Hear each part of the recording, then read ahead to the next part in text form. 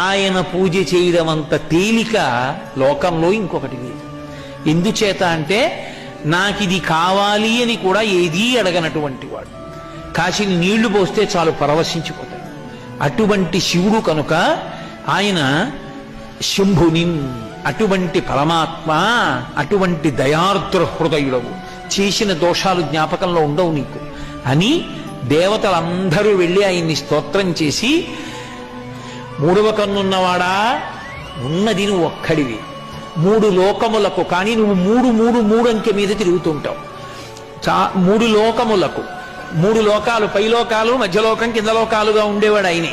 మూడు మూర్తులకును, బ్రహ్మ విష్ణు మహేశ్వరులుగా ఉండేవాడు ఆయనే. మూడు కాలములకు, భూత భవిష్యత్ వర్తమాన కాలములుగా ఉండేవాడు ఆయనే. కాబట్టి మూడుగా కనపడి మూడు కాదు ఒక్కటిగా ఆఖరికి జ్ఞానంలో తెలియబడేవాడివి నువ్వే. కాశీ వెళదామని చాలా మంది అనుకుంటారయ్యా, కానీ కాశీ వెళ్ళడం అనేటటువంటిది అంత తేలిక కాదు. కాశీ వెడదాం అనుకుని పొలిమేరల దాకా వెళ్ళలేక తిరిగి వచ్చేసినటువంటి వాళ్ళు నాకెందరో తెలుసు. కాశీలోకి వెళ్ళడం అంత తేలిక కదయా. కాశీ వెళ్ళాలంటే ఈశ్వరానుగ్రహం ఉండాలి. ఎవరికి ఈశ్వరుడి అనుగ్రహం ఉంటుందో వాళ్ళు మాత్రమే కాశీ పట్టణ ప్రవేశం చెయ్యగలరు. అందున కాశ్యాంతు మరణాన్ ముక్తి, కాశీలో మరణించిన